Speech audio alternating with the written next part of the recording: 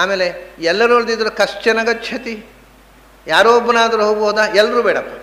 ಅಜ್ಞಾನಿಗಳಲ್ಲಿ ದೇವರನ್ನು ಒಪ್ಪದವರು ಇದ್ದಾರೆ, ಅವರು ದೇವರ ಹತ್ರ ಹೋಗೋದು ಸಾಧ್ಯ ಇಲ್ಲ. ಯಾಕಂದರೆ ಅವರು ದೇವರನ್ನ ರಿಜೆಕ್ಟ್ ಮಾಡಿದವರು. ಅವರು ದೇವರನ್ನು ಒಪ್ಪುವವರಲ್ಲಿ ನಮಗೆ ಭಕ್ತಿ ಇಲ್ಲ ಸ್ವಾಮಿ, ನಮಗೆ ಸಂಸಾರವೇ ಸಾಕು ಅಂತ ಇಲ್ಲಿ ಇದ್ಕೊಳ್ಳಿ. ಅಲ್ಲಪ್ಪ ನಮಗೆ ಈ ಸಂಸಾರ ಬೇಡಾಗಿದೆ, ಏನು ಮಾಡೋದು, ಆ ದೇವರು ಕರ್ಕೊಂಡ್ರೆ ಸಾಕು ಅಂತಾರೆ ಕೆಲವರು. ಅದು ದೇವರಿಂದ ಅಂತಂದ್ರೂ ಗೊತ್ತಿರೋದಿಲ್ಲ, ಅದರ ಒಂದು ಭಕ್ತಿ. ಅಂಥವರನ್ನಾದರೂ ದೇವರು ಕರ್ಕೊಳ್ಬಹುದೋ ಅಂತ ಒಂದು ಪ್ರಶ್ನೆ. ಎರಡು ಪ್ರಶ್ನೆ ಆಯ್ತು. ಈಗ ಅಜ್ಞಾನಿಗಳು ಮೋಕ್ಷಕ್ಕೆ ಹೋಗ್ತಾರೋ? ಅಲ್ಲ, ಎಲ್ಲರೂ ಬೇಡಪ್ಪ. ಒಮ್ಮೆ ಕಳಕಳಿ ಇದ್ದವರಾದರೂ ಅಜ್ಞಾನಿಗಳಾದರೂ ಅನನ್ಯವಾಗಿ ದೇವರನ್ನು ಪ್ರಾರ್ಥನೆ ಮಾಡಿಕೊಂಡ್ರೆ ಮೋಕ್ಷಕ್ಕೆ ಹೋಗಬಹುದು. ಅಥವಾ ಆಹೋ ವಿದ್ವಾನಮುಂ ಲೋಕಂ ಪ್ರೇತ್ಯ ಕಶ್ಚಿತ್ ಸಮಶ್ನುತಾ ಉ. ಆಹೋ, ಅಥವಾ ಇಲ್ಲ, ಅಜ್ಞಾನಿಗಳಿಗೆ ಮೋಕ್ಷ ಸಿಗುವುದು ಸಾಧ್ಯವೇ ಇಲ್ಲ. ಹಾಗಾದರೆ ಆಹೋ ಅಂದರೆ ಆರ್ ಅಂತ ಹೇಳ್ತೇವಲ್ಲ ಇಂಗ್ಲೀಷ್ನಲ್ಲಿ, ಹಾಗೆ. ಅಥವಾ ಜ್ಞಾನಿಗಳಿಗೆ ಮೋಕ್ಷ ಅಂತಾದರೆ ವಿದ್ವಾನ್ ಅಮುಂ ಲೋಕಂ ಪ್ರೇತ್ಯ, ಜ್ಞಾನಿಯಾದವ ಭಗವಂತನನ್ನು ಹೋಗಿ ಸೇರಿ ಆನಂದವನ್ನು ಅನುಭವಿಸ್ತಾನೆ. ವಿದ್ವಾನ್ ಅಮುಂ ಲೋಕಂ ಅಂದರೆ ಇಲ್ಲಿ ಅಮುಂ ಲೋಕಂ ಅಂದರೆ ಆ ಲೋಕ ಸರ್ವಾಶ್ರಯನಾದ ಭಗವಂತನನ್ನು ಸೇರಿ ಭಗವಂತನ ಸೇರಿ ಸುಖ ಅನುಭವಿಸ್ತಾನೆ. ಅದರಲ್ಲಿಯೂ ಪ್ರಶ್ನೆ ಈಗ ನಮಗೆ ಏನು ಅಂದರೆ, ಭಗವಂತನನ್ನು ಹೋಗಿ ಸೇರಿ ಆನಂದವನ್ನು ಪಡೆಯತಕ್ಕಂಥ ಸ್ಥಿತಿ ಉಂಟಲ್ಲ, ಇದು ಎಲ್ಲರಿಗೂ ಸಮಾನವೋ ಅದರ ವ್ಯತ್ಯಾಸ ಇದೆಯೋ? ಮತ್ತೆ ಇಲ್ಲಿ ಜ್ಞಾನಿ ಭಗವಂತನನ್ನು ಸೇರಿ ಆನಂದವನ್ನು ಪಡೀತಾನೆ. ನೀವು ಹೇಳ್ತೀರಲ್ಲ, ಏನೋ ಇಲ್ಲ ಮುಕ್ತಿಯಲ್ಲಿ ಸಾಲೋಕ್ಯ ಮುಕ್ತಿ, ಸಾಮೀಪ್ಯ ಮುಕ್ತಿ, ಸಾರೂಪ್ಯ ಮುಕ್ತಿ, ಸಾಯುಜ್ಯ ಮುಕ್ತಿ, ಹೀಗೆಲ್ಲ ಮುಕ್ತಿ ಅಂತಲೂ 3-4 ಥರ ಹೇಳ್ತಾರೆ. ಅದು ಏನದು? ಎಲ್ಲರೂ ಒಂದೇ ಥರ ಆಗಿ ಇಡೋದಲ್ವ ಮೋಕ್ಷ ಅಂದರೆ. ಆನಂದವಾಗಿ ಭಗವಂತನ ಜೊತೆ ಇದ್ಬಿಡೋದು. ಅದ್ರಲ್ಲಿ ಪುನಃ ಎಂಥದ್ದು ಇದು 3-4 ಹೆಸರುಗಳು, 3-4 ಪ್ರಭೇದಗಳು. ಅದನ್ನ ಜ್ಞಾನ ಬಂದ ಮೇಲೆ, ಸಂಸಾರ ಕಳಚಿಕೊಂಡ ಮೇಲೆ ಇವನು ಜ್ಞಾನಾನಂದ ಸ್ವರೂಪ ಭಗವಂತನ ಜೊತೆ ಇದ್ಬಿಡೋದು. ಇಷ್ಟೇ ಮೋಕ್ಷ ಅಂದರೆ.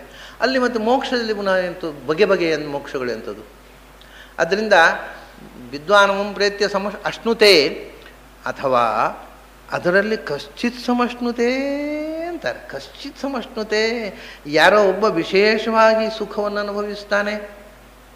ಅದರಲ್ಲಿಯೂ ಕೆಲವರಿಗೆ ಸ್ಪೆಷಲ್ ಪ್ರಾವಿಷನ್ ಅಂತ ಏನಾದರೂ ಉಂಟೋ?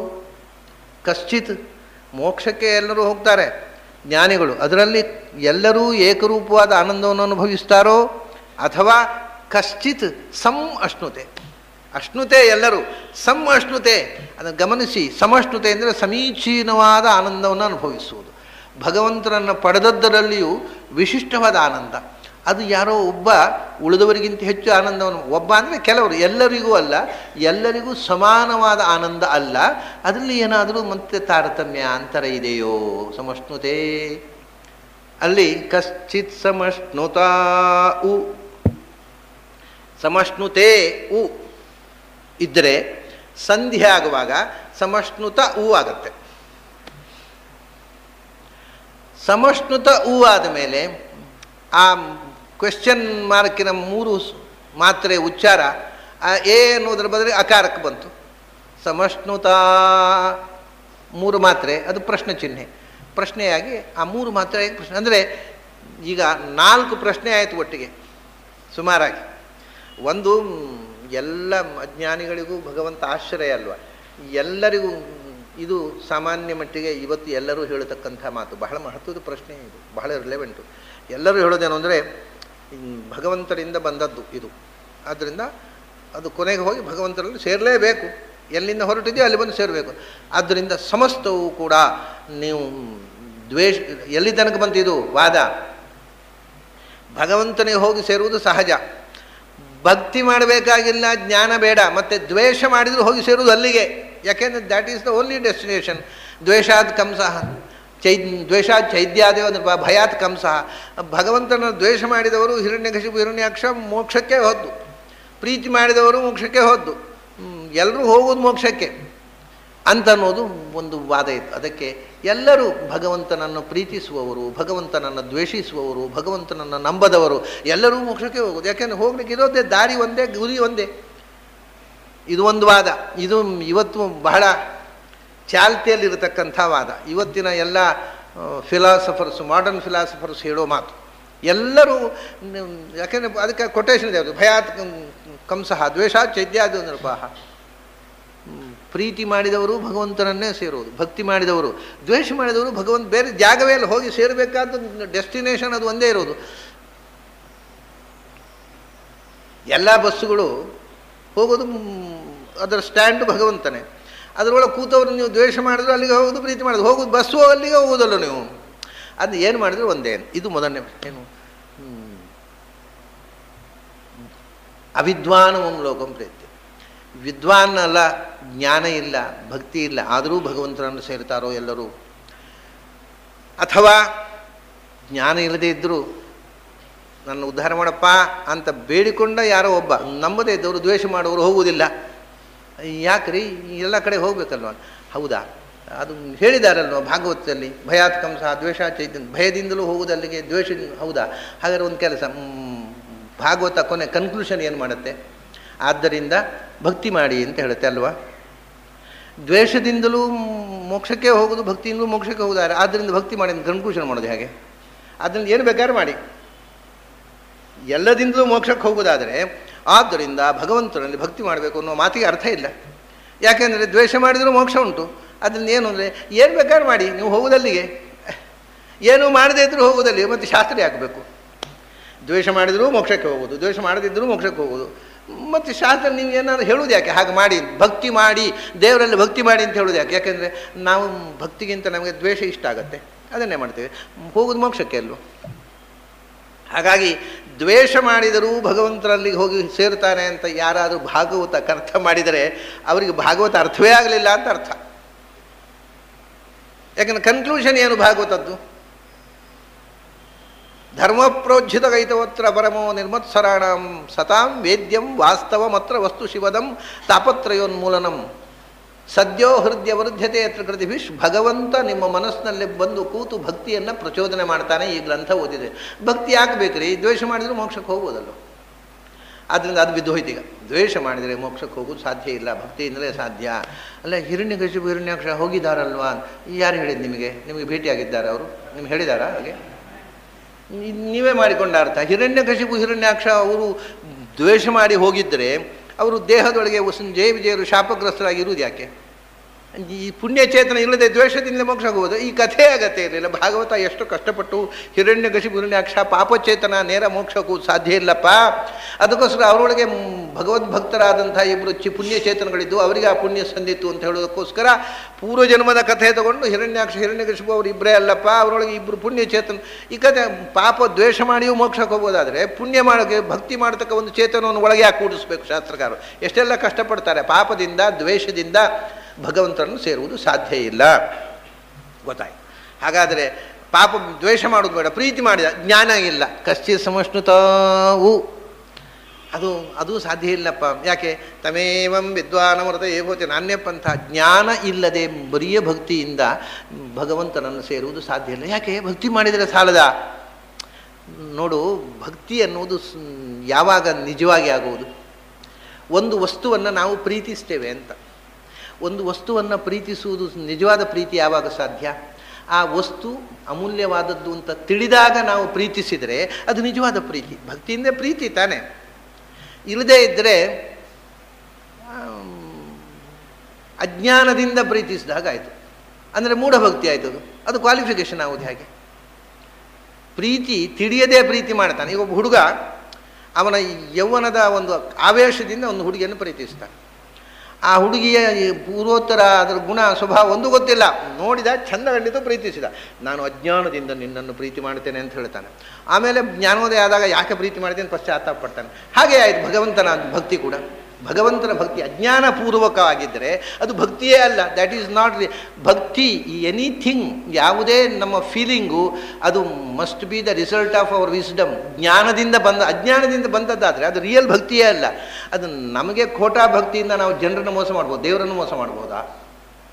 ಅದರಿಂದ ಅವಿದ್ವಾನ್, ಯಾರು ವಿದ್ವಾಂಸನ ಅಲ್ಲ ಅಂದರೆ ಭಗವಂತನ ಮಹಿಮೆಯ ಅರಿವಿಲ್ಲ, ಅವನಿಗೆ ಭಕ್ತಿ ಇದೆ ಅನ್ನುವುದು ನಿಜ ಅಲ್ಲ. ಅದು ಮೂಢಭಕ್ತಿ. ಅದು ಮೂಢಭಕ್ತಿ ನಮ್ಮನ್ನು ಉದ್ಧಾರ ಮಾಡುವುದಿಲ್ಲ. ಆದ್ದರಿಂದ ಜ್ಞಾನೇನೈವ ಪರಂ ಪದಂ.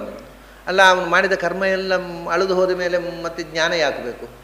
ಕರ್ಮ ಮುಗಿಯಿತು. ಈಗ ಒಬ್ಬ ತಪ್ಪು ಕಳ್ಳತನ ಮಾಡಿದ, ಅದಕ್ಕೆ ಅವನಿಗೆ ಶಿಕ್ಷೆ ಆಯಿತು, ಜೈಲಿಗೆ ಹೋದ.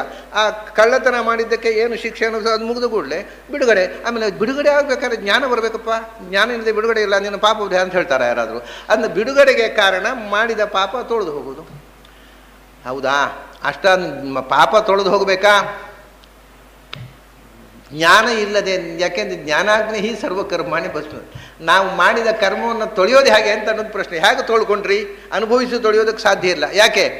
ಒಂದು ಜನ್ಮದಲ್ಲಿ ಒಬ್ಬ ಮನುಷ್ಯ ಕನಿಷ್ಠ ಇನ್ನು 10 ಜನ್ಮದಲ್ಲಿ ಅನುಭವಿಸಬೇಕಾದಷ್ಟು ಪಾಪ ಅಥವಾ ಪುಣ್ಯ ಮಾಡ್ತಾನೆ.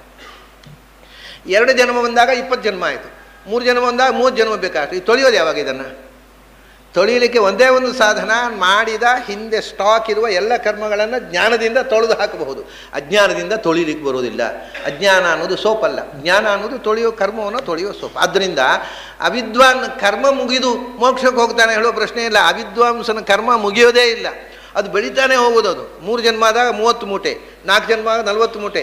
ಕಡೆ ಮೂಟೆಗಳು ಜಾಸ್ತಿ ಆಗಿ ಜುಹುರಾಣವೇನೋ ಭೂ ಇಷ್ಟಾನ್ ಇವನು ತಲೆಯ ಮೇಲೆ ಮೂಟೆ ಮಾಡುತ್ತೆ, ಇವನೇ ಕಾಣೋದಿಲ್ಲ. ಅಷ್ಟು ಜಾಸ್ತಿ ಪ್ರತಿ ಜನ್ಮದಲ್ಲಿ ಜಾಸ್ತಿ ಆಗ್ತಾ ಹೋಗುತ್ತೆ. ಅದರಿಂದ ಪಾರಾಗುವುದಕ್ಕೆ ಒಂದೇ ಒಂದು ಆ ಮೂಟೆಯನ್ನು ಕೆಳಗೆ ತಳ್ಳಿ ಇವನು ಎದ್ದು ನಿಲ್ಲಬೇಕು ಅಂದರೆ ಒಂದೇ ಒಂದು ಸಾಧನ, ಜ್ಞಾನದ ಅಸ್ತ್ರ. ಅದು ಇಲ್ಲದೆ ನಮ್ಮ ಕರ್ಮದ ಮೂಟೆ ಸವಿಯೋದೇ ಇಲ್ಲ, ಅದು ನಾಶವಾಗುವುದೇ ಇಲ್ಲ ಅಂತ. ಅದರಿಂದ ಚತುರ್ಮುಖ ಹೇಳ್ತಾನೆ, ಜ್ಞಾನಿಯೇ ಆಯಿತು. ಜ್ಞಾನಿಯೇ ಆದರೆ ಎಲ್ಲರಿಗೂ ಒಂದೇ ಥರವ? ಅಥವಾ ಕಶ್ಚಿತ್ ಸಮಷ್ಟು ಇದೆ, ಚೆನ್ನಾಗಿ ಆನಂದ ಚೆನ್ನಾಗಿಯೇ ಎಲ್ರಿಗೂ, ಆದರೂ ಅದರಲ್ಲಿ ವ್ಯತ್ಯಾಸ. ಚತುರ್ಮುಖನ ಆನಂದ ಮತ್ತು ನಿಮ್ಮ ಆನಂದ ಒಂದೇ ಥರ ಇರುತ್ತೋ? ಇಲ್ಲ ಅಂದ. ಅದೇ ಪ್ರಶ್ನೆ ಅವನದು, ವರ್ಣನ ಪ್ರಶ್ನೆ. ನನ್ನ ಆನಂದ ನಿನ್ನ ಆನಂದ ಒಂದೇ ಇರ್ತದೆ ಮೋಕ್ಷಕ್ಕೆ ಹೋದಾಗ? ಅಥವಾ ಕಶ್ಚಿತ್ ಯಾರೋ ಒಬ್ಬ ನಿನ್ನಂಥವರು, ನನಗೆ ಪಾಠ ಹೇಳಿದವರು ಗುರುಗಳು, ನಿನಗೆ ನನಗಿಂತ ಹೆಚ್ಚು ಆನಂದ, ನಾನು ನಿನ್ನ ಹತ್ರ ಪಾಠ ಕೇಳಿದೆವು, ನನಗೆ ನಿನಗಿಂತ ಕಮ್ಮಿ ಆನಂದ ಇರುತ್ತೋ? ಆ ಆನಂದದಲ್ಲಿ ಡಿಫರೆನ್ಸ್ ಇದೆ. ಕಾರಣ ಏನು ಅಂದರೆ ನೋಡಿ, ಚತುರ್ಮುಖ 100 ಕಲ್ಪ ಸಾಧನೆ ಮಾಡಿದವ, ನಾವೆಲ್ಲ 1 ಕಲ್ಪ ಸಾಧನೆ ಮಾಡಿದವರು. ಎಲ್ರಿಗೂ ಒಂದೇ ಆನಂದ ಕೊಟ್ಟರೆ ದೇವರಿಗೆ ಬುದ್ಧಿ ಉಂಟು ಅಂತ ಹೇಳೋದು, ಇಲ್ಲ ಅಂತ ಹೇಳೋದು. ಡಿಸ್ಕ್ರಿಮಿನೇಷನ್. ಮಾಡಿದ್ದು ಎಷ್ಟೋ ಅದಕ್ಕೆ ಸರಿಯಾದ ಫಲ ಕೊಡಬೇಕು ಬಿಡುವ. 1 ಕಲ್ಪ ಸಾಧನೆ ಮಾಡಿದವರು ಪೂರ್ಣ ಆನಂದರು, 100 ಕಲ್ಪ. ಹಾಗಾದರೆ ಸಾಧನೆ ಎಂಥದೋ ಸಿದ್ಧಿ ಅಂಥದ್ದು. ಸಾಧನೆ ದೊಡ್ಡದಾಗಿದ್ದರೆ ದೊಡ್ಡ ಜೀವ, ದೊಡ್ಡ ಜ್ಞಾನಿ. ನಾವು ನೋಡ್ತೀವಿ ಮಹಾಜ್ಞಾನಿಗಳಿಗೆ ಮಹಾ ಆನಂದ, ಜ್ಞಾನ ಕಮ್ಮಿ ಇದ್ದರೆ ಕಮ್ಮಿ ಆನಂದ. ಅಲ್ಲಿ ಜ್ಞಾನದಲ್ಲಿ ಹೆಚ್ಚು ಕಮ್ಮಿ ಉಂಟು ಇಲ್ಲವೋ? ಮತ್ತೆ ಚತುರ್ಮುಖನ ಆನಂದ ಜ್ಞಾನ, ಇಂದ್ರಾದಿಗಳ ಜ್ಞಾನ, ತತ್ವಾಭಿಮಾನ ದೇವತೆಗಳ ಜ್ಞಾನ, ಆಜಾನ ದೇವತೆಗಳ ಜ್ಞಾನ, ಪಿತೃಗಳ ಜ್ಞಾನ, ಗಂಧರ್ವರ ಜ್ಞಾನ, ಮನುಷ್ಯರ ಜ್ಞಾನ ಎಲ್ಲ ಒಂದೇನಾ? ಅಜ್ಞಾನದಲ್ಲಿ ಅಂತರ ಇಲ್ವಾ? ಮೋಕ್ಷಕ್ಕೆ ಹೋಗಲು ಇದೆ, ಹಾಗಾದ್ರೆ ಆನಂದದಲ್ಲಿ ಅಂತರ. ಹಾಗಾದರೆ ಅಲ್ಲಿಯೂ ಅಂತರ ಇದ್ದರೆ ಹೊಟ್ಟೆ ಇಚ್ಚಾಗೋದಿಲ್ಲ. ಅಯ್ಯೋ ಅವರಿಗೆ ಹೆಚ್ಚು ಸುಖ, ನಮಗಿಲ್ವಲ್ಲ. ಯಾವಾಗಲೂ ನಮ್ಮ ಲಿಮಿಟೇಷನ್ ಗೊತ್ತಿಲ್ಲದೆ ಇದ್ದಾಗ ಹೊಟ್ಟೆಗೆ ಹೆಚ್ಚು ಬರೋದು. ನಮಗೆ ಎಷ್ಟು ಸಿಗಬೇಕೋ ಅಷ್ಟು ಪೂರ್ತಿ ಸಿಕ್ಕಿತು ಅನ್ನೋ ತೃಪ್ತಿ ಇದ್ದಾಗ, ಅದು ಗೊತ್ತಿರುವಾಗ ನನ್ನ ಅರ್ಹತೆಯೂ ಗೊತ್ತಿದೆ, ಅವರ ಅರ್ಹತೆಯೂ ಗೊತ್ತಿದೆ, ಅವರದ್ದು ಅರ್ಹತೆ ಅಷ್ಟು ಆನಂದ, ನನ್ನ ಅರ್ಹತೆ ಇಷ್ಟು, ಅದು ಎಲ್ಲವೂ ಬ್ರಹ್ಮಫುಲ್ ಪೂರ್ಣಾನಂದ. ಅವರವರ ಯೋಗ್ಯತೆಗೆ ಪೂರ್ಣಾನಂದ, ಅಸೂಯೆಗೆ ಅವಕಾಶ ಇಲ್ಲ. ಆದ್ದರಿಂದ ಚತುರ್ಮುಖ ಹೇಳಿದ, ನೀನು ಕೊನೆಗೆ ಹೇಳಿದ್ದು ಹೌದಪ್ಪ, ಅಂದರೆ ಹೌದು ಅಂತ, ಎಸ್ ಹ್ಞೂ ಅಂತ ಹೇಳ್ತೇವಲ್ಲ ನಾವು. ಅದು ಮೊದಲು ಒಂದು ಉತ್ತರ ಹೇಳಿದ್ದಕ್ಕೆ ಅಂದ. ನೀನು ಹೇಳಿದ್ದು ಕೊನೆಯದು ಕರೆಕ್ಟು. ಯಾರು? ಅಜ್ಞಾನಿಗೆ ಮೋಕ್ಷ ಇಲ್ಲ, ಅಜ್ಞಾನಿಗಳು ಯಾರೋ ಒಬ್ಬನಿಗೂ ಮೋಕ್ಷ ಇಲ್ಲ, ಜ್ಞಾನಿಗಳಿಗೆ ಎಲ್ಲರಿಗೂ ಮೋಕ್ಷ ಇದೆ. ಮತ್ತು ಎಲ್ಲ ಜ್ಞಾನಿಗಳಿಗೂ ಒಂದೇ ಥರ ಮೋಕ್ಷ ಅಲ್ಲ, ಮಹಾಜ್ಞಾನಿಗೆ ಮಹಾಮೋಕ್ಷ. ಹೌದು, ನಿನ್ನ ಈ ಎಲ್ಲ ಕೆಟಗರಿಗೂ ಹೌದು, ಎಲ್ಲವೂ ಹೌದು ಅಂತ ಮೊದಲು ಸಂಕ್ಷಿಪ್ತವಾಗಿ ಅನ್ನುವುದು ಉತ್ತರ. ಆಮೇಲೆ ಯಾಕೆ ಏನು ಅನ್ನುವ ವಿವರಣೆ ಮುಂದೆ ಬರತಕ್ಕಂಥದ್ದು. ಯಾಕೆ ಅಂತಂದರೆ ಭಗವಂತ ಮೋಕ್ಷಪ್ರದ. ಅವನು ಒಂದು ನಿಯತಿ ಇದೆ ಭಗವಂತನದ್ದು. ಏನು ಅಂತಂದರೆ ಲೋಕದಲ್ಲಿ ಆದರೂ ಹಾಗೆ ಅಲ್ವ, ಲೋಕದಲ್ಲಿ ಹಾಗೆ ಆಗಿರುವುದು ಅವನ ವ್ಯವಸ್ಥೆಯಿಂದಲೇ. ಯಾವಾಗಲೂ ವಸ್ತುಸ್ಥಿತಿಯನ್ನು ಯಥಾವತ್ತಾಗಿ ತಿಳ್ಕೊಂಡಾಗ ಭಗವಂತ ಪ್ರೀತನಾಗುತ್ತಾನೆ. ಆದ್ದರಿಂದ ಭಗವಂತನ ಸರ್ವೋತ್ತಮತ್ವವನ್ನು, ಗುಣಪೂರ್ಣತ್ವವನ್ನು, ಮಾಹಾತ್ಮ್ಯವನ್ನು ತಿಳ್ಕೊಂಡವನ ಮೇಲೆ ಮಾತ್ರವೇ ಭಗವತ್ ಪ್ರೀತಿ. ಭಗವಂತನು ಪ್ರೀತನಾದವನಿಗೆ ಮಾತ್ರವೇ ಮೋಕ್ಷ. ಯಸ್ಯ ಪ್ರಸಾದಾತ್ ಪರಮಾರ್ಥಿ ರೂಪಾತ್ ಅಸ್ಮಾತ್ ಸಂಸಾರಾನ್ ಮುಚ್ಯತೆ ನಾಪರೇಣ. ಅದರಿಂದ ಜ್ಞಾನ ಅಂದರೆ ಜ್ಞಾನದಿಂದಲೇ ನೇರ ಮುಕ್ತಿ ಅಲ್ಲ, ಜ್ಞಾನದಿಂದ ಭಗವಂತನ ಅನುಗ್ರಹ, ಅನುಗ್ರಹದಿಂದ ಮುಕ್ತಿ.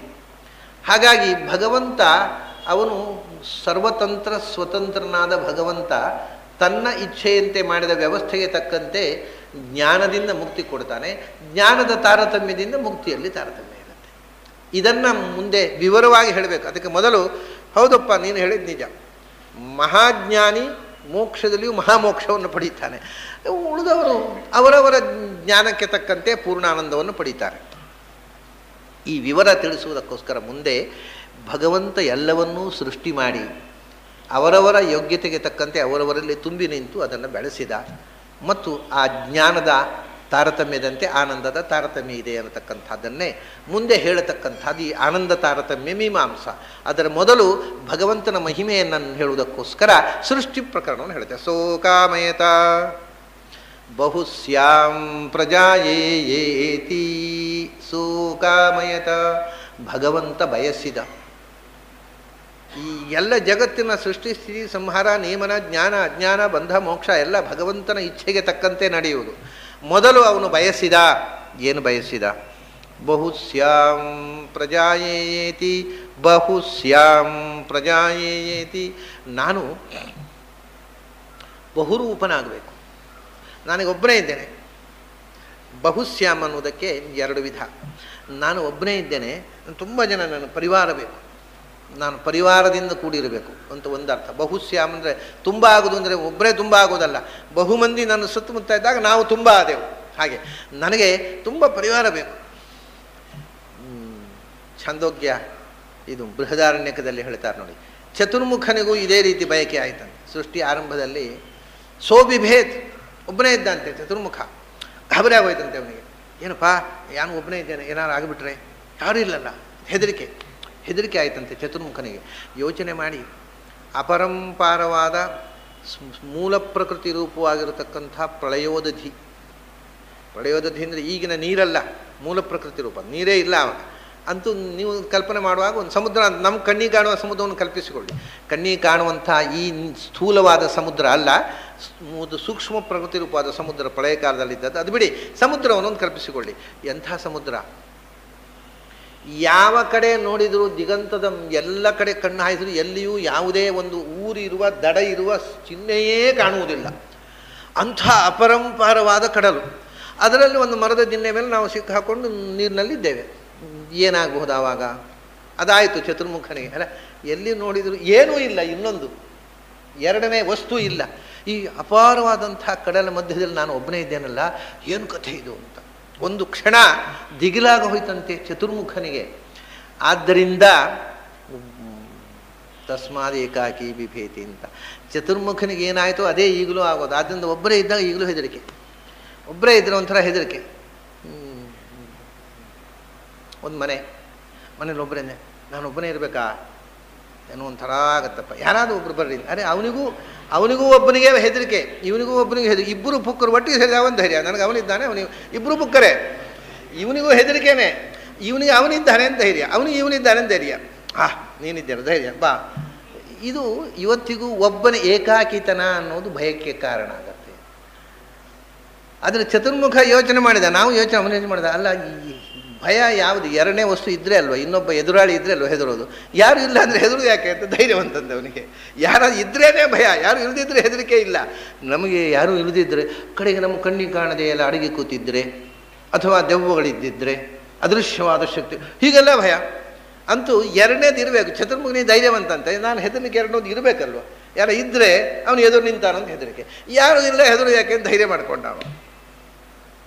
ಹೌದು, ಯಾರೂ ಇಲ್ಲ, ಧೈರ್ಯ ಬಂತು. ಆದರೆ ಬೋರ್ ಆಗ್ಲಿಕ್ಕೆ ಶುರುವಾಯಿತು. ಯಾರೂ ಇಲ್ಲರಿ, ಬರೇ ಬೋರು. ತಸ್ಮಾತ್ ಏಕಾಕಿ ನರಮತೆ ಸಬೈ ನೈವರೇಮೆ, ಒಬ್ಬನಿಗೆ ಆ ಖುಷಿ ಆಗೋದಿಲ್ಲ, ಯಾರೋ ಒಂದು ಕಂಪನಿ ಬೇಕು ಅಂತ. ಆವಾಗ ಅವನು ಪರಿವಾರ ಬೇಕು, ಹೆಂಡತಿ ಮಕ್ಕಳು ಎಲ್ಲ ಇರಬೇಕು. ಆವಾಗ ಒಂಥರ ಇಲ್ಲದ್ರೆ ಬೋರ್ ಆಗತ್ತೆ ಅಂತ ಇರುವಾಗ. ಹಾಗೆ ಭಗವಂತ ಅಕಾಮಯತ ಬಹುಶ್ಯಾಮ್, ನಾನು ಒಬ್ಬನೇ ಪ್ರಳಯ ಕಾಲದಲ್ಲಿ 31,104,000 ಕೋಟಿ ವರ್ಷ ಒಬ್ಬನೇ ಇದ್ದೆ. ಈಗ ಇನ್ನೂ ಪರಿವಾರ ಸೇರಿಕೊಂಡು ಒಂಥರ ಎಲ್ಲ ಒಟ್ಟಿಗೆ ಇರೋಣ ಅಂತ ಖಂಡಿತಂತೆ ಭಗವಂತನೇ. ಸಹ ಅಕಾಮಯತ ಬಹುಶ್ಯಾಮ್, ತುಂಬ ಸೃಷ್ಟಿ ಮಾಡಿ ಎಲ್ಲ ಪರಿವಾರದವರು ಇರಬೇಕು. ಆಮೇಲೆ ಅಷ್ಟೇ ಅಲ್ಲ, ಭಗವಂತನು ನಾನೂ ತುಂಬ ಆಗಬೇಕು ಅಂತ. ನಾವು ತುಂಬ ಆಗೋದು ಅಂದರೆ ನಮ್ಮ ಮನೆ ತುಂಬ ಮಕ್ಕಳಾಗೋದು ಅಷ್ಟೇ, ಬೇರೆ ಏನಿಲ್ಲ ತುಂಬ ಆಗೋದು. ಅವನು ಹಾಗಲ್ಲ, ಅವನು ತುಂಬ ಪ್ರಜೆಗಳನ್ನು ಸೃಷ್ಟಿ ಮಾಡಿ ಅವರೊಳಗೆ ತಾನೂ ಸೇರಿಕೊಂಡು ತಾನೂ ತುಂಬ ಆಗ್ತಾನೆ, ಅವರೊಳಗೆ ತುಂಬುತ್ತಾನೆ. ಎಲ್ಲ ಜೀವದ ಒಳಗೆ ತಾನೂ ತುಂಬಿ ತಾನೂ ತುಂಬ ಆಗ್ತಾನೆ. ತುಂಬಿದಾಗ ತುಂಬ ಆಗೋತಾನೆ.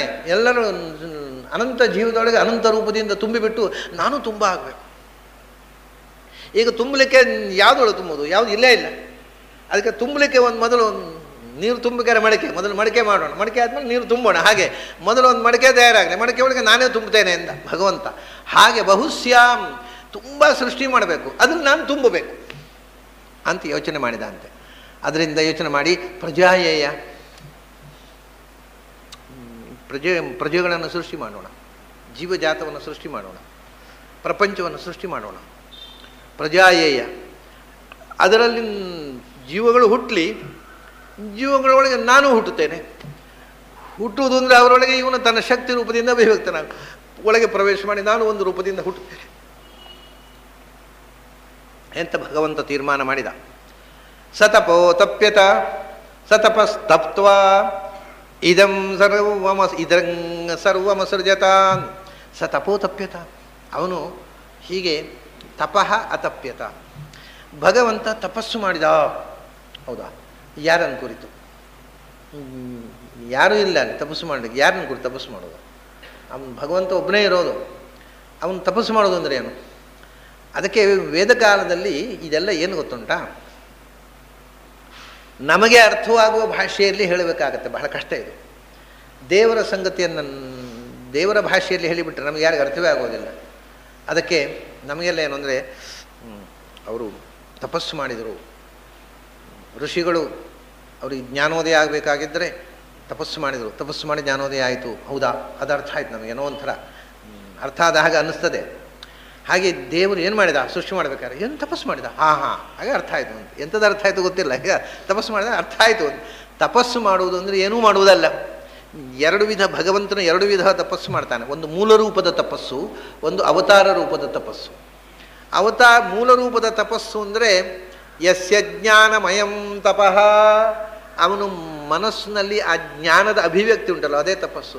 ಸೃಷ್ಟಿ ಮಾಡ್ತೇನೆ ಎನ್ನುವ ಆ ಜ್ಞಾನದ ಅಭಿವ್ಯಕ್ತಿ, ಅದು ಕೂಡ ಇಲ್ಲದೇ ಇದ್ದದ್ದು ಬರುವುದಲ್ಲ, ನಿತ್ಯ ಜ್ಞಾನ ಅಲ್ವ ಅವನು. ಆ ಇದ್ದದ್ದೇ ಅಭಿವ್ಯಕ್ತ ಆಗುವುದು ಅಷ್ಟೇ ತಪಸ್ಸು. ಅವನು ತಪಸ್ಸು ಮಾಡಿದ ಅಂದರೆ ಸೃಷ್ಟಿ ಮಾಡಬೇಕು ಅಂತ ಯೋಚನೆ ಮಾಡಿದ, ಅಷ್ಟೇ ಅರ್ಥ, ಇನ್ನೇನೂ ಇಲ್ಲ. ಅದು ಅವತಾರ ರೂಪದಲ್ಲಿ ಉಳಿದವರ ಹಾಗೆ ಈಗ ನರನಾರಾಯಣ ರೂಪದಲ್ಲಿ ತಪಸ್ಸು ಮಾಡಿದರೆ ಯಾವ ಋಷಿಗಳು ತಪಸ್ಸು ಮಾಡಿದಷ್ಟು ಭಯಾನಕವಾಗಿ ತಪಸ್ಸು ಮಾಡ್ತಾರೆ. ಹೊರಗಿನಿಂದಲೂ ಬೇರೆಯವರು ತಪಸ್ಸು ಮಾಡುವಾಗ ಯಾವ ರೀತಿ ವರ್ತನೆ ಮಾಡ್ತಾರೆ ಆ ರೀತಿಯ ಹೊರ ಬದುಕನ್ನು ತೋರಿಸ್ತಾನೆ ಅವತಾರದಲ್ಲಿ ಭಗವಂತ. ನಿಜವಾಗಿ ಅಲ್ಲಿಯೂ ಜ್ಞಾನರೂಪವೇ, ಅಲ್ಲಿ ತಪಸ್ಸು ಮಾಡಿ ಯೋಚನೆ ಮಾಡಿ ತಲೆ ಬಿಸಿ ಮಾಡಿಕೊಂಡು ಧ್ಯಾನ ಆವಾಹನೆ ಏನು ಮಾಡಲಿಕ್ಕಿಲ್ಲ. ಆದರೆ ಹೊರ ನೋಟದಲ್ಲಿ ಎಲ್ಲ ಕೂತ್ಬಿಟ್ರೆ ಹೀಗೆ ಕೂತ್ಬಿಡ್ತಾನೆ, ತಪಸ್ಸಿಗೆ ಕೂತವರ ಕೂತ್ಬಿಡ್ತಾನೆ. ಅದರಿಂದ ಭಗವಂತನ ಅವತಾರ ರೂಪಗಳ ತಪಸ್ಸು ಅದು ಒಂದಿದೆ. ಕೃಷ್ಣನೇ ಹೋಗಿ ಕೈಲಾಸಕ್ಕೆ ಹೋಗಿ ನನಗೆ ಮಕ್ಕಳಾಗಬೇಕು ಅಂತ ತಪಸ್ಸು ಮಾಡಿದ ಅಂತ ಬರುತ್ತೆ ಭಾಗವತದಲ್ಲಿ. ಹಾಗೆ ಯಾವುದೋ ಒಂದು ರೀತಿಯಿಂದ ಹೊರಲೋಕದ ಜನ ಮಾಡುವ ಹಾಗೆ ಅವತಾರಗಳಲ್ಲಿ ಭಗವಂತ ಮಾಡುವುದುಂಟು. ಮೂಲ ರೂಪದಲ್ಲಿ ಅದನ್ನು ಮಾಡಲಿಕ್ಕೆ, ಯಾಕೆಂದರೆ ಅವತಾರ ರೂಪದಲ್ಲಿ ಯಾಕೆ ಮಾಡೋದು ಅಂದರೆ ನಮಗೆ ಶಿಕ್ಷಣಕ್ಕೋಸ್ಕರ ತಪಸ್ಸು ಮಾಡುವಾಗ ಹೇಗೆ ನಡ್ಕೋಬೇಕು ಅಂತ ನಮಗೆ ಮಾರ್ಗದರ್ಶನಕ್ಕೆ. ಮೂಲ ರೂಪದಲ್ಲಿ ಅವನು ಮಾಡಿದರೆ ಏನು ಯಾರು ನೋಡೋರಿಲ್ಲ ಕೇಳೋರಿಲ್ಲ, ಸುಮ್ಮನೆ ಬೇರೆ ಕೆಲಸ ಇಲ್ಲ ಅಂತ ಮಾಡಬೇಕು. ಅದನ್ನು ಮೂಲ ರೂಪದಲ್ಲಿ ಅವನು ತಪಸ್ಸೇ ಮಾಡೋದಿಲ್ಲ. ಮತ್ತು ಸತಪೋ ತಪ್ಯತ, ಅವನು ಸತಪೋ ಅತಪ್ಯತ, ತಪಸ್ಸು ಮಾಡೋದು ಅಂದರೆ ಜ್ಞಾನರೂಪವಾದ ಚಿಂತನವನ್ನು ಮಾಡಿದ. ಸೃಷ್ಟಿ ಮಾಡ್ತೇನೆ ಅಂತ ಮನಸ್ಸಿನಲ್ಲಿ ಇಚ್ಛೆ ಮಾಡಿದ. ಸತಪಸ್ತಪ್ತ್ವಾ, ತಪಸ್ಸು ಮಾಡಿ ಯೋಚನೆ ಮಾಡಿ ಏನು ಮಾಡಿದ? ಇದಂ ಸರ್ವಂ ಅಸೃಜತ, ಇದನ್ನು ಈಗ ಇದಗುಂ ಸರ್ವಂ ಅಸೃಜತ ಅಂತ ಹೇಳ್ತಾರೆ. ಅದು ಏನು ಅಂತಂದರೆ, ಇವಾಗ ನೋಡಿ, ಅನುಸ್ವಾರಕ್ಕೆ ಬೇರೆ ಬೇರೆ ಮುಂದಿನ ಅಕ್ಷರ ಬೇರೆ ಬೇರೆ ಥರ ಇದ್ದಾಗ ಬೇರೆ ಬೇರೆ ರೂಪಗಳಿವೆ. ಈಗ ಅನುಸ್ವಾರದ ಮುಂದೆ ಕಕಾರ ಇದ್ದರೆ ಅಂಕ, ಅಂಕೆ, ಸಂಖ್ಯೆ ಅಂತ ಹೇಳ್ತೇವಲ್ಲ. ಆ ಮುಂದೆ ಕವರ್ಗ ಇದ್ದರೆ ಆ ಕವರ್ಗದ ಕೊನೆಯ ಅಕ್ಷರ ಆಗತ್ತೆ ಅನುಸ್ವಾರ, ಅಂದರೆ ಂಗಕಾರ ಆಗತ್ತೆ. ಅದರಿಂದ ಅಂಕೆ ಅನ್ನುವಲ್ಲಿ ಆ ಂಗೆ, ಅಂಗಕ್ಕೆ ಂಗಕಾರ ಆಗತ್ತೆ. ಅದೇ ಚಕಾರ ಇದ್ದರೆ ಚವರ್ಗದ ಕೊನೆಯ ಅಕ್ಷರ ಆಗ್ತದೆ, ಅಂಚು, ಜ್ಞಾ ಬಂತಲ್ಲಿ. ಅನುಸ್ವಾರ ಆ ವರ್ಗದ ಕೊನೆಯ ಅಕ್ಷರವಾಗಿ ರೂಪಾಂತರಗೊಳ್ಳುತ್ತೆ. ಅಂಜನ, ಅಂಜನ ಜ್ಞ ಜ್ಞ ಬಂತು.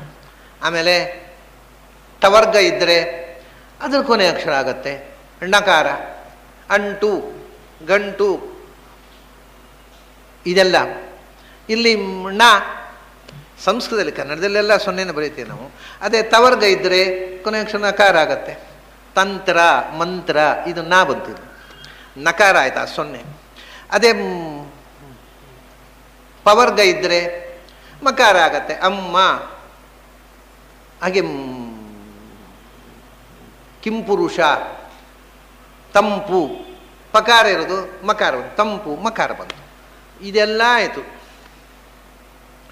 ಆಮೇಲೆ ಮುಂದೆ ಎಲ್ಲ ವರ್ಗಾಕ್ಷರಗಳದ್ದು ಗೊತ್ತಾಯಿತು ಈಗ ನಮಗೆ. ಆಮೇಲೆ ಇನ್ನು ಉಳಿದದ್ದು ಯಾರ, ಲಾವ, ಶಾಷ, ಸಾಹ, ಲಾಕ್ಷ, ಅದು ಬಿಡಿ, ಲಾಕ್ಷ ಮತ್ತು ಬಿಡಿ. ಯರಲವ, ಯರಲವಕ್ಕೆ ಏನಾಗುತ್ತೆ ಅಂದರೆ ಯರಲವಕ್ಕೆ ಅನುನಾಸಿಕ ಒತ್ತಕ್ಷರ ಆಗುತ್ತೆ ಅಂದರು. ಈಗ ಯಕಾರ, ಶಂಯು, ಶಂ ಪ್ಲಸ್ ಯು, ಸೊನ್ನೆ ಅನುನಾಸಿಕ ಮೇಲೆ ಯಕಾರ. ಯರಲವಗಳು ಯಾವುದೇ ಬರಲಿ ಆವಾಗ ಶಂಯು ಆಗತ್ತೆ, ಶಂಯು ಅಲ್ಲ. ಅದು ಮೂಗಿನಲ್ಲಿ ಉಚ್ಚರಿಸಬೇಕು. ತಚ್ಛಂಯೋರಾವೃಣೀಮಹೇ ಅಂತ ಅದನ್ನು ಮೂಗಿನಲ್ಲಿ ಉಚ್ಚರಿಸಬೇಕು. ಆ ಯಾ ಅನ್ನುವ ಅಕ್ಷರವೇ ಅನುನಾಸಿಕ ಆಗಿಬಿಡುತ್ತೆ ಆವಾಗ. ತಚ್ಛಂಯು, ಇದು ಎರಲವಗಳ ಮಟ್ಟಿಗಾಯಿತು. ಆಮೇಲೆ ಶಶಸಹಗಳಿಗೆ ಹೇಗೆ ಉಚ್ಚಾರ ಅನ್ನೋದು ಪಾಣಿನಿಯ ಪ್ರಕಾರ ಅದು ಸೊನ್ನೆಯಾಗಿಯೇ ಉಳಿತಿದೆ. ತಂ ಶ, ತಂ ಶ, ತಂ ಸ, ತಂ ಹ. ಆದರೆ ಪಾಣಿನಿಯ ಪ್ರಕಾರ ಅಥವಾ ಋಗ್ವೇದದಲ್ಲಿ ಹೀಗೇ ಉಚ್ಚಾರ. ಯಜುರ್ವೇದದಲ್ಲಿ ಅದು ಕವರ್ಗದ ಕೊನೆಯ ಅಕ್ಷರದ ಹಾಗಾಗತ್ತೆ. ಹಾಗಾದರೆ ತಂ ಶಪತಿ ಅಂದರೆ ತಂಗ್ ಶಪತಿ ಆಗತ್ತೆ. ತಂ ಸೃಜತಿ, ತಂಗ್ ಸೃಜತಿ ಆಗತ್ತೆ. ಇದು ಬಿಟ್ಟು ಗುಮ್ಮ ಆಗುವುದು ಸಾಧ್ಯವೇ ಇಲ್ಲ. ಯಾವ ಗುಮ್ಮನೂ ಅಲ್ಲಿ ಬರುವ ಸಾಧ್ಯ ಇಲ್ಲ. ಯಾವ ವ್ಯಾಕರಣ ಪ್ರಕಾರ, ಯಾವ ಪ್ರಾತಿಶಾಖ್ಯ ಪ್ರಕಾರವು. ಇದು ವೇದದ ಪ್ರಾತಿಶಾಖ್ಯದ ಪರಿಚಯ ಇಲ್ಲದ, ಶಾಸ್ತ್ರದ ಆ ಪ್ರಾತಿಶಾಖ್ಯದ ಪರಿಚಯ ಇಲ್ಲದ ವೈದಿಕರು ಮಾಡಿದ ತಪ್ಪು ಉಚ್ಚಾರ. ತಗುಂ ಅಂತ ಹೇಳುವಂಥದ್ದು. ಈ ಉದಾಹರಣೆಗೆ ಇವೆಲ್ಲ ವೈದಿಕರು ಹೇಳಿ ಇದರದ್ದೇ ಪ್ರಾರಂಭದಲ್ಲಿ ತ್ವಮೇವ ಪ್ರತ್ಯಕ್ಷಂ ಬ್ರಹ್ಮ ವದಿಷ್ಯಾಮಿ. ಯಾವ ಶಾಸ್ತ್ರಕಾರರು ಈ ಪಾಠವನ್ನು ಒಪ್ಪಲಿಲ್ಲ. ತ್ವಾಮೇವ ಪ್ರತ್ಯಕ್ಷಂ ಬ್ರಹ್ಮ ವದಿಷ್ಯಾಮಿ, ಇದು ವೇದ ಪಾಠ ಪ್ರಾಚೀನರದ್ದು. ಆದರೆ ಎಲ್ಲ ವೇದಜ್ಞರು ಹೇಳುವುದು ತ್ವಮೇವ ಪ್ರತ್ಯಕ್ಷಂ ಬ್ರಹ್ಮ ವದಿಷ್ಯಾಮಿ. ಯಾಕೆಂದರೆ ಅದು ಗುರುಪರಂಪರಾ ಪ್ರಾಪ್ತ ಪಾಠ ಅಂತ ನಾವು ಏನು ಹೇಳಿದ್ರು ತಿದ್ದಿಕೊಳ್ಳೋದಿಲ್ಲ. ತಾವು ಹೇಳಿದ ತಪ್ಪೇ ಅವರಿಗೆ ಪರಮಾರ್ಥ. ಯಾಕೆಂದರೆ ತಪ್ಪು ಅನ್ನೋದು ಇಷ್ಟು ಗಟ್ಟಿಯಾಗಿ ತಲೆಬಳಿಯ ಕೂತಿರುತ್ತೆ. ಅದು ಪರಂಪರಾ ಪ್ರಾಪ್ತ, ಇವತ್ತು ನಿನ್ನೆಯಿಂದ ಅಲ್ಲ, ನಮ್ಮ ತಲೆಮಾರಿನಿಂದ ಮಾಡಿದ ತಪ್ಪು ನಾವು ಬಿಡೋಲ್ಲ ಅಂತಾರೆ. ಅಂದರೆ ತಪ್ಪು ಕೂಡ ತಲೆಮಾರಿನಿಂದ 100 ಸರ್ತಿ ಸುಳ್ಳು ಹೇಳಿದರೆ ಸತ್ಯ ಆಗಿಬಿಡುತ್ತೆ ಅಂತ ಉಂಟು ನೋಡಿ ಇಂಗ್ಲೀಷ್ನಲ್ಲಿ. ಹಾಗೆ ಅದು ತಲೆಮಾರಿನಿಂದ ಮಾಡಿದ ತಪ್ಪು, ಅದು ಕರೆಕ್ಟ್ ಆಗಿಬಿಡುತ್ತೆ. ಅದನ್ನು ಬಿಡೋದಿಲ್ಲ. ಈ ಬಿಡಲಿಕ್ಕೆ ಏನು ಇವತ್ತು ನಿನ್ನೆದ್ದು, ಅದು 100 ವರ್ಷದಿಂದ ಬಂದು ಅದು ಬಿಡೋಲ್ಲ. ಆಯಿತು, ನಿಮ್ಮ ಪ್ರಾರಬ್ಧಕನ್ನು ಅನುಭವಿಸಿ. ಹಾಗೇ ಬಂದದ್ದು ಗುಮ್ ಅನ್ನೋದು. ಇದು 100 ವರ್ಷಗಳಿಂದ ಅಜ್ಞಾನದಿಂದ ಬಂದ ಒಂದು ಪ್ರೊನೌನ್ಸಿಯೇಷನ್. ತಗುಂ ಅಂದ ಹಗುಂಸ ಶುಚಿರಂತ ಅಹಗ್ಗು ಶ್ಲೋಕದ ಬರ್ತದೆ, ಮುಂದೆಲ್ಲ ಬರುತ್ತಾರೆ. ಇವೆಲ್ಲವೂ ಕೂಡ ಇಲ್ಲಿ ಅಲ್ಲಿ ಅನುಸ್ವಾರವೇ ಇಲ್ಲ. ಅಹಗ್ಗು ಶ್ಲೋಕದಲ್ಲಿ ಇಲ್ಲಿ ಏನಿಲ್ಲ, ಬರೀ ಗಕಾರವೇ ಇರೋದು. ಇದು ಞಕಾರ ಆಗಬೇಕಾದ್ದು. ಅದರಿಂದ ಇದಂಗ್ ಸರ್ವಮಸೃಜತ ಅಂತ ಅನ್ನುವುದು ಶ್ರುತಿಯ ಶುದ್ಧವಾದ ಉಚ್ಚಾರ. ಅದನ್ನು ಇದಗುಂ ಸರ್ವಮಸೃಜತ, ಗುಮ್ಮಲ್ಲ, ಅದು ಞಕಾರ. ಶಶಸಹಗಳ ಮೊದಲು ಸೊನ್ನೆ ಬಂದರೆ ಅದನ್ನು ಕವರ್ಗದ ಕೊನೆಯ ಅಕ್ಷರ ಗಕಾರ ಅಚ್ಚು. ಹಾಗೆ ಇದಂಗ್ ಸರ್ವಂ ಅಸೃಜತ, ಇದಂಗ್ ಸರ್ವಂ ಅಸೃಜತ, ಇದೆಲ್ಲವನ್ನು ಸೃಷ್ಟಿ ಮಾಡಬೇಕು ಅಂತ ಬಯಸಿದ, ಇದೆಲ್ಲವನ್ನು ಸೃಷ್ಟಿ ಮಾಡಿದ. ಬಯಸಿ ಸೃಷ್ಟಿ ಮಾಡಿದ ಅನ್ನುವಂಥದ್ದು ಇದ್ದರೂ ಕೂಡ ನಿಜವಾಗಿ ಬಯಕೆ ಮತ್ತು ಸೃಷ್ಟಿಗೆ ಮಧ್ಯದಲ್ಲಿ ಅಂತರ ಇಲ್ಲ. ಅವನು ಬಯಸುವುದೇ ಸೃಷ್ಟಿ. ಬಯಸಿದ ಮೇಲೆ ನಮಗೆ ಬಯಕೆ, ಇದೆಲ್ಲ ನಮ್ಮ ಮನುಷ್ಯ ಭಾಷೆಯಲ್ಲಿ ವೇದದಲ್ಲಿ ಹೇಳೋದು. ಇದು ನಮಗೆ ಅರ್ಥ ಆಗೋದಿಲ್ಲ. ನಾವು ಮೊದಲು ಒಂದು ಮಾಡಬೇಕು ಅಂತ ಯೋಚನೆ ಮಾಡ್ತೇವೆ, ಆಮೇಲೆ ಮಾಡಲಿಕ್ಕೆ ಶುರು ಮಾಡ್ತೇವೆ. ಹಾಗೆ ಭಗವಂತನಿಗೆ ಜ್ಞಾನ, ಇಚ್ಛಾ, ಕೃತಿ ಇಂಥ 3 ಪ್ರೋಸೆಸ್ ಇಲ್ಲ. ಅವನಿಗೆ ಜ್ಞಾನ, ಇಚ್ಛಾ, ಕೃತಿ 3 ಒಂದೇ ಸ್ವರೂಪ. ಅದರಿಂದ ಅವನು ಸೃಷ್ಟಿ ಮಾಡಬೇಕು ಅಂತ ಬಯಸುವುದು ಮತ್ತು ಸೃಷ್ಟಿಯಾಗುವುದು ಸೈಮಲ್ಟೇನಿಯಸ್ಲಿ ನಡೀತದೆ. ಆದರೂ ಲೋಕದ ದೃಷ್ಟಿಯಲ್ಲಿ ನಮಗೆ ಅರ್ಥವಾಗುವ ಭಾಷೆಯಲ್ಲಿ ಹೇಳ್ತದೆ, ಭಗವಂತ ಈ ಪ್ರಪಂಚದ ಬಗ್ಗೆ ಯೋಚಿಸಿದ, ಸೃಷ್ಟಿ ಮಾಡಬೇಕು ಅಂತ ಬಯಸಿ ಸೃಷ್ಟಿ ಮಾಡಿದ. ಆದರೆ ಅವನಿಗೆ ಇಷ್ಟೆಲ್ಲ ಸಮಯ ತಗೊಳ್ಳೋದಿಲ್ಲ. ಯೋಚನೆ, ಸೃಷ್ಟಿ ಒಂದರ ನಂತರ ಒಂದಲ್ಲ. ಅವನ ಇಚ್ಛಾ ಮಾತ್ರ ಪ್ರಭೋ ಸೃಷ್ಟಿ, ಅವನು ಬಯಸಿದ ಸೃಷ್ಟಿ. ಹೀಗೆ ಇಡೀ ವಿಶ್ವವನ್ನು ಭಗವಂತ ಸೃಷ್ಟಿ ಮಾಡಿದ. ಅಂಥ ಜಗತ್ತನ್ನು ಸೃಷ್ಟಿ ಮಾಡಿದ ಭಗವಂತನ ಅರಿವಿನಿಂದಲೇ ಭಗವಂತನನ್ನು ಪಡೆಯುವುದು ಸಾಧ್ಯ ಅಂತ ಹೇಳುವುದಕ್ಕೋಸ್ಕರ ಆ ಮಹಿಮೆಯ ಪ್ರಸ್ತಾಪ ಇದೆ. ಹೀಗೆ ಇಡೀ ವಿಶ್ವವನ್ನು ಸೃಷ್ಟಿ ಮಾಡಿದ ಮೇಲೆ ಮುಂದೆ ಏನಾಯಿತು, ಸೃಷ್ಟಿ ಆದಮೇಲೆ ಮುಂದೆ ಏನಾಯಿತು ಅನ್ನೋ ಸಂಗತಿಯನ್ನು ನಾವು ನಾಳೆ ದಿವಸ ಸೇರಿದಾಗ ನೋಡೋಣ. ಓಂ ಸಹನಾ ಭವತು ಸಹನೌ ಭುನಕ್ತು ಸಹ ವೀರ್ಯಂಕರವವಹೈ ತೇಜಸ್ವಿನಾವಧೀತಮಸ್ತು ಮಾ ವಿದ್ವಿಷಾವಹೈ. ಓಂ ಶಾಂತಿ ಶಾಂತಿ ಶಾಂತಿ.